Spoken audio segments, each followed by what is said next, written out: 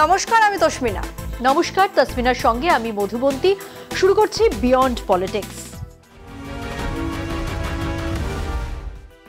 কালকে শপিং এ গিয়েছিলাম, বুঝলে। সে আর নতুন কি, সে তো তুই রোজই যাস। বাজে কথা বলো না তো, মোটেই রোজ যায় না। এই তো শেষ 3-4 মাস আগে গিয়েছিলাম। বুঝেছি, তুই একদম শপিং করিস না। কিন্তু কাল তুই কি কিনলি সেটা এবার বল। কিনেছে টুকটাক, কিন্তু জানো, বড় বড় ব্র্যান্ডেড শপিং মল উঠে গেছে, তার জায়গায় এসেছে সস্তা জিনিসপত্র।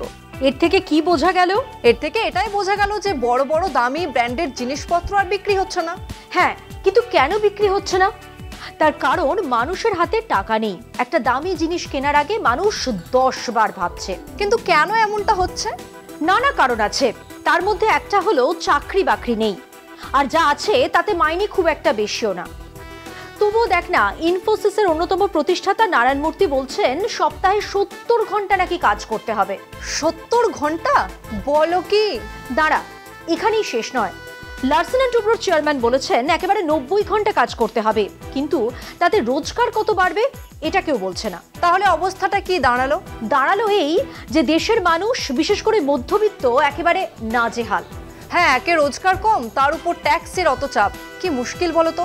দেখ, পিএইচডি চেম্বার অফ কমার্স তো ব্যাংকে জমা পুঁজির ওপর ট্যাক্স কমাতে বলেছিল, কিন্তু মোদী সরকার পাত্তাই দিল না। তাহলে এ তো খুব বিপদের কথা। আরো বিপদের কথা এই যে মধ্যবিত্তের শেষ আশা শেয়ার মার্কেটেও ধস নেমেছে। মোদি জামানায় তবে মানুষের হাতে থাকলো কি? হাতে থাকলো পেন্সিল, নিজেই দেখে নে। शेयर मार्केट में रुचि रखने वाले को भी ये गुरु मंत्र है कि जो सरकारी कंपनियों को ये लोग गाली देना, आप उसमें दांव लगा दीजिए साहब, अच्छा ही होगा। উনি ত্রিকালজ্ঞ, উনি জানতেন, তাই বলেছিলেন বিরোধীরা যে কোম্পানিগুলোকে আক্রমণ করে সেখানেই বিনিয়োগ করতে। আরও সহজ করে যা বলতে চেয়েছিলেন, ওনার এবং বিজেপির ঘনিষ্ঠ কোম্পানিগুলোতে ইনভেস্ট করার কথা। কিন্তু হঠাৎ শেয়ার মার্কেট কেন? কারণ প্রধানমন্ত্রী জানতেন ট্যাক্সের চাপে পড়ে ব্যাংকে টাকা রাখার সাহস হারিয়ে ফেলেছে মধ্যবিত্তরা। এমনকি পিএইচডি চেম্বার অফ কমার্স দাবিও করেছিল ব্যাংকে জমা পুঁজির ওপর মধ্যবিত্ত যে ইন্টারেস্ট পায় তার উপর ট্যাক্সের বোঝা কমাতে। এলএলপি কোম্পানিগুলোর ওপর সর্বাধিক 25% ট্যাক্স এবং টিডিএস ট্যাক্সগুলোর ওপর যতটা সম্ভব ট্যাক্স কমানো হয়। কিন্তু মোদিজি বা নির্মলা সীতারামনের কানে কথা যায়নি। অতএব 20 কোটি মধ্যবিত্ত ভরসা করেছিল শেয়ার মার্কেট কিংবা মিউচুয়াল ফান্ড। তাই হঠাৎ মোদিজির মন মে আয়া শেয়ার মার্কেট কি বাত, কিন্তু ধস নেমেছে সেখানেও। সেপ্টেম্বর মাস থেকেই সেন্সেক্স আর নিফটিতে লাগাতার ধস নেমেছে। 4 মাস ধরে শেয়ার মার্কেট শুধুই পড়েছে। সেপ্টেম্বর থেকে 10ই জানুয়ারির মধ্যে 47 লক্ষ কোটি টাকার লোকসান বিনিয়োগকারীদের। মাত্র 4 দিনে বম্বে স্টক এক্সচেঞ্জ থেকে 20 লক্ষ কোটি টাকা উধাও। 13ই জানুয়ারি একদিনে 12 থেকে 13 লক্ষ কোটি টাকার লোকসান। ভারতের বাজার থেকে বিদেশি বিনিয়োগকারীরা 22,000 কোটিরও বেশি টাকা তুলে নিয়েছেন। কিন্তু হঠাৎ শেষ 5 মাসে শেয়ার মার্কেটের এত ধস কেন?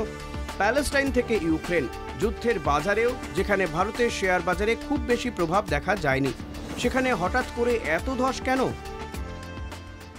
बार इससे भी बड़े गोते स्टॉक मार्केट ने लगाए।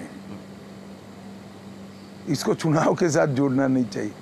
खैर, अफवाहों के कारण ऐसा हुआ भी होगा, तो 6 जून के पहले आप बाय कर लेना, 4 जून के पहले वो शूट अप करेगा।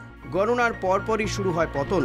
সেন্সেক্স এবং নিফটি 50 প্রতি 8% পড়ে যায় এবং বাজার থেকে 40 লক্ষ কোটি টাকা হারিয়ে যায়। বাজারের এই পতনকে শাসক দলের ম্যানিপুলেশনের সঙ্গে সরাসরি যুক্ত করা যায়। তবে এই কোটি কোটি মধ্যবিত্তের লক্ষ লক্ষ কোটি টাকা গেল কোথায়? মোদি শাহের কথায় তারা তাদের পুঁজি বিনিয়োগ করলেন, তাদের বিপুল লোকসানের দায় কার? रिटेल इन्वेस्टर्स को मैसेज दिया है कि आपको स्टॉक खरीदना चाहिए। उनके पास इंफॉर्मेशन थी कि एग्जिट पोल्स गलत हैं, उनके पास इंफॉर्मेशन थी कि बीजेपी को फुल मेजॉरिटी नहीं मिलने वाली है। 30 लाख करोड़ रुपए का नुकसान हुआ है और हजारों लाखों करोड़ रुपए का चुने हुए लोगों को फायदा हुआ है।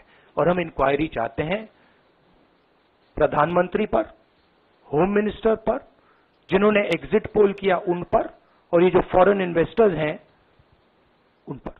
এ তো সত্যি চিন্তার কথা। মানুষ কোথায় দাঁড়াবে? দাঁড়ানোর জায়গাই নেই। মোদি জামানায় আমরা সবাই একেবারে খড়কুটোর মতো ভেসে চলেছি, আর এসব থেকে চোখ ঘোরানোর জন্যই তো এত মন্দির মসজিদের গল্প, সরকারি পয়সা খরচ করে কুম্ভ মেলার বিজ্ঞাপন। কিন্তু কুম্ভ মেলা তো আজ থেকে হচ্ছে না।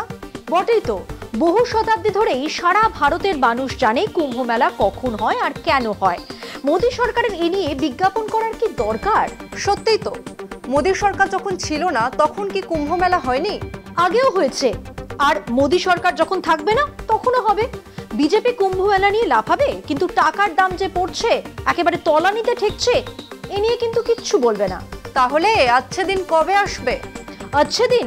বেশ, তাহলে আচ্ছা দিনের চেহারাটা একবার ভালো করে দেখে নে। হঠাৎ কি এই ধাক্কা? টাকার রক্তাক্ত পতন, ভারতীয় অর্থনীতিতে অন্ধকারের মেঘ। মোদি সরকারের স্বপ্নের মুদ্রার দাম আজ সর্বকালীন সর্বনিম্নে। একসময় গুজরাতের মুখ্যমন্ত্রী মোদি প্রধানমন্ত্রী মনমোহন সিংয়ের বয়স নিয়ে ডলারের দামকে কটাক্ষ করেছিলেন। তখন ডলারের দাম ছিল 58 টাকা। আজ তার নিজের 75 বছরে পৌঁছানোর মুহূর্তে ডলারের দাম পৌঁছেছে 86 টাকায়।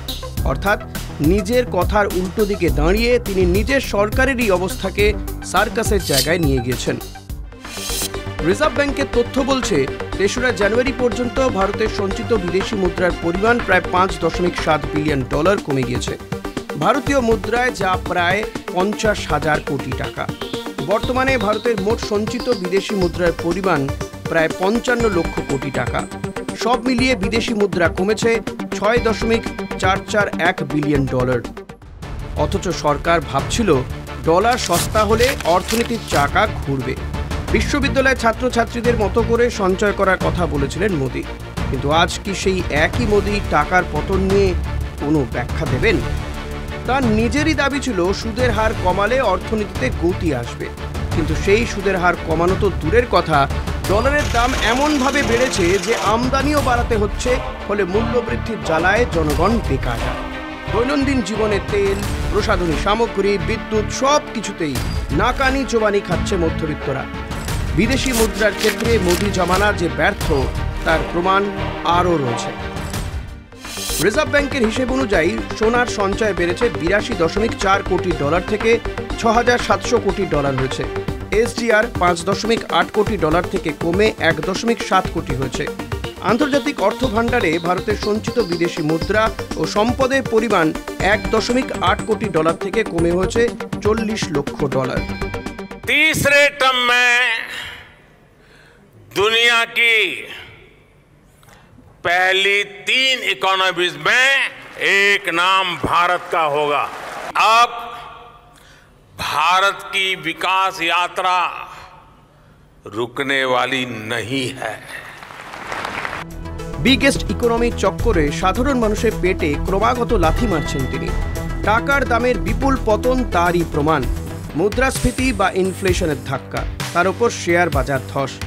ভারতীয় অর্থনীতির আচ্ছে দিন তো দূরের কথা, মধ্যবিত্তের আচ্ছে দিনও আষাঢ়ে মেঘ দেখছে মোদি জমানায়।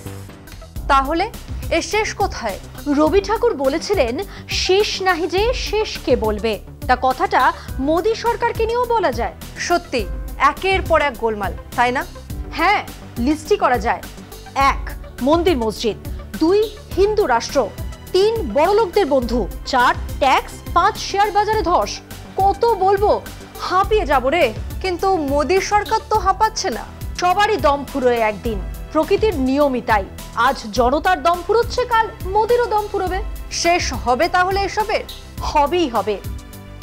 শেষে সেদিন ভয়ঙ্কর। অন্য সবে কথা কবে, মোদি রবে নিরুত্তর। কিন্তু আর না, সময় কিন্তু ফুরিয়ে এলো। বেশ, তাহলে বিয়ন্ড পলিটিক্স আজকের মতো এই পর্যন্তই। আর আপনারা দেখতে থাকুন কলকাতা টিভি, রাত দিন সাত দিন।